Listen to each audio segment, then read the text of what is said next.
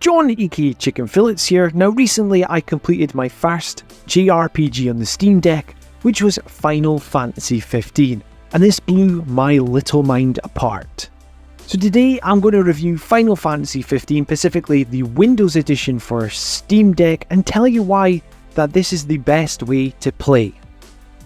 Final Fantasy XV was originally released on the PlayStation 4 and the Xbox One back in 2016. From there we would see multiple DLC release, Episode Gladios, Episode Prompto and Episode Ignis, and the Final Fantasy XV multiplayer known as Comrades release, then following on with a Windows port and the Royal Edition in 2018, which made this the complete package. Now, Final Fantasy XV is one of my favourite out of the mainline series. I have been playing this title since its 2016 release on the PlayStation 4.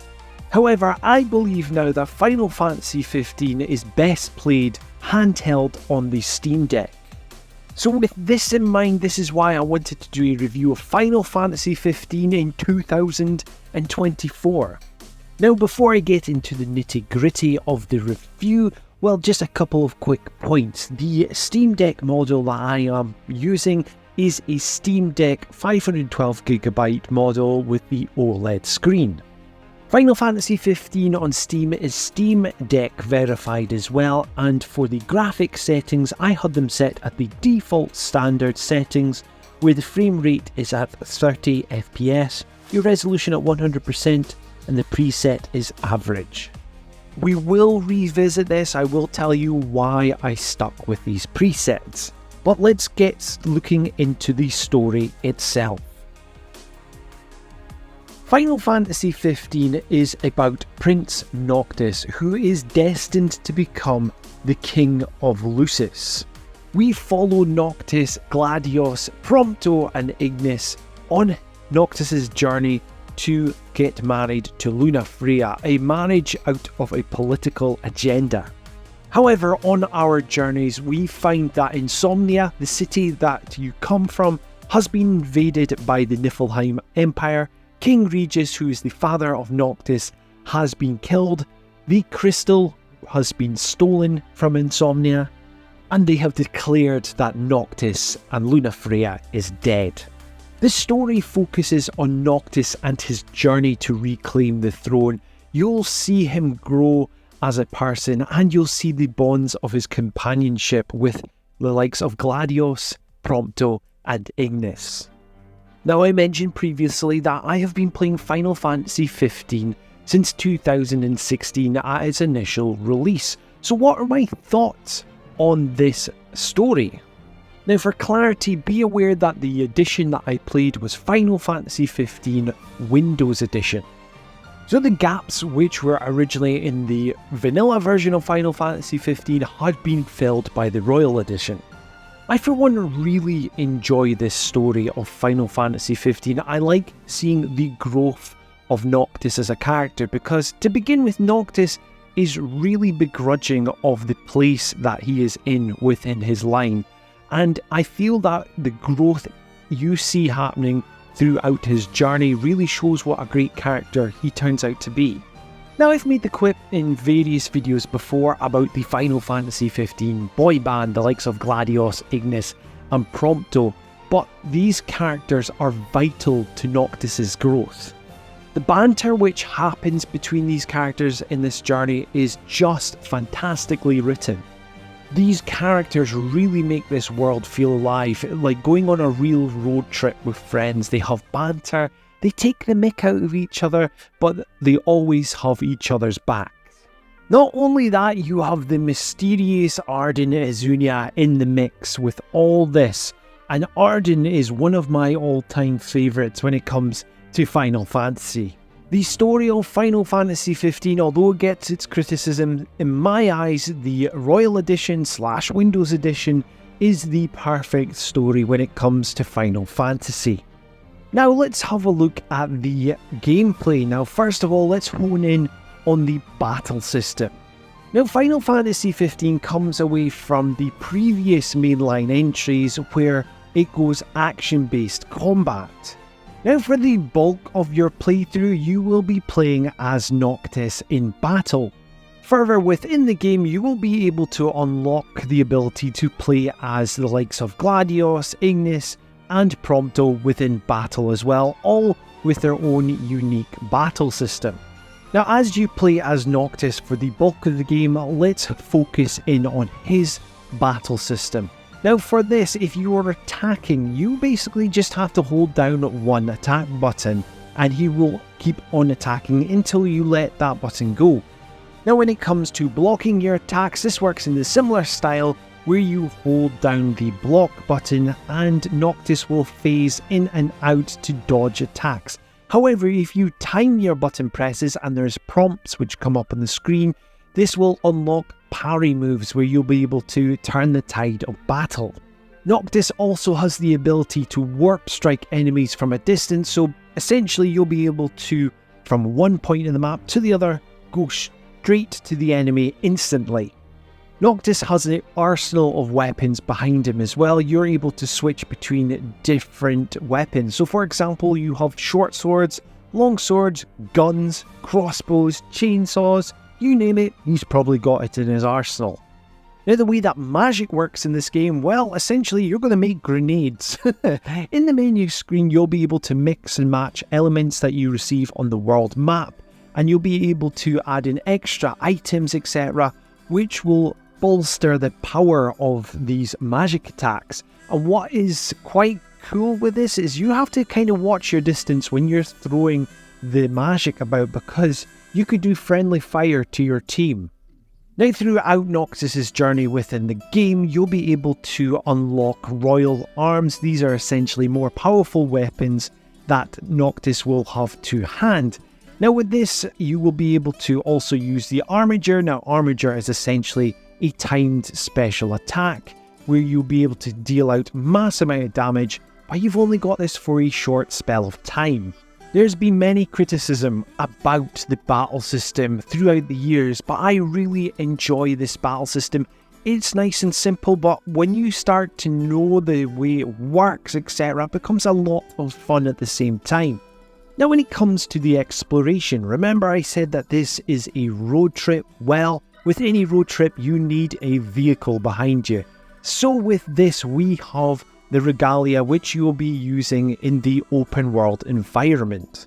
And yes, this is an open world game, but beware that after a certain chapter that the game will go into a linear style Final Fantasy as previous entries have been. However, there is a note which will come up on the screen warning you of this.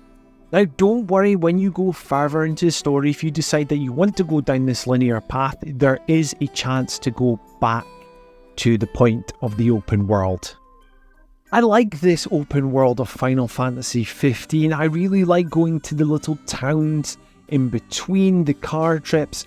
Another feature with this as well is when you go to the likes of your petrol stations, etc., you're able to buy CDs and tapes for the car's radio, and you're able to listen to the back catalogue of various Final Fantasies and other Square Enix titles.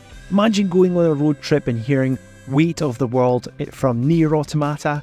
Yeah, you can do this in Final Fantasy 15. And if driving on the road's not your jam, well, in the Royal Edition and Windows Edition, you're able to go off-road, and later on down the line, yes, your car will essentially be turned into a plane if you want. And if all that doesn't appeal to you, well, don't worry, the famous Final Fantasy Chocobos are back in full swing in this title. Now when it comes to the presentation of Final Fantasy 15, this is a gorgeous game. It is one of the very few productions from Square Enix which uses the Luminous engine. Now I have tested the vanilla version of Final Fantasy 15 on the PlayStation 4 and the PlayStation 5, and it really runs nicely on there. It runs at a stable 30 FPS. Now with the Windows Edition, which I have done the review on for this, well, you're able to play this at 30 FPS, 60 FPS, and you can also bump it up to 120 FPS as well. and you're also able to push it to 4K visuals. Now, I mentioned earlier on in the video that I played this on the Steam Deck at 30 FPS at the average presets. Now, this didn't mean that I didn't try the 60 FPS mode, etc., because I did, and it was buttery smooth from what I could see. But the reason I played this at 30 FPS on the Steam Deck was because of my previous experience with it on the PlayStation 4 and 5. It was just what I was used to. But on this Steam Deck, the visuals really pop out. The fidelity is fantastic on this. The fact that I made Final Fantasy XV the first game which I completed on my new Steam Deck, that speaks volumes. Now, which version have I preferred? The vanilla version, playing it on a big screen, playing it on a handheld? Well, for me, being a handheld gamer, of course I'm going to sway towards handheld gaming. But with the experience, I felt that the Windows Edition was the complete package. Having this on a handheld suited me right down to the ground, and I never thought I would experience Final Fantasy XV in a handheld state. I honestly felt there was no shortfalls in performance. I did have the indicators on checking if there was any frame drops, etc., and I could not see this. What also surprised me with this is that the Steam Deck's battery life I was thinking was going to conk out after an hour and a half. However, it was staying at around about 4 hours playtime. Now, obviously, your mileage will differ from mine, because if you decide to bump up the FPS to 60, well, that's going to eat at your battery as well, from my understanding. Another highlight of this game is the music. The music composed within Final Fantasy XV is utterly fantastic. From a mixture of calming songs to upbeat pop songs to operatic songs, there is so much. And also, when you're driving around, you get the option to listen to previous iterations of Final Fantasy. Come on, there's so much to listen to.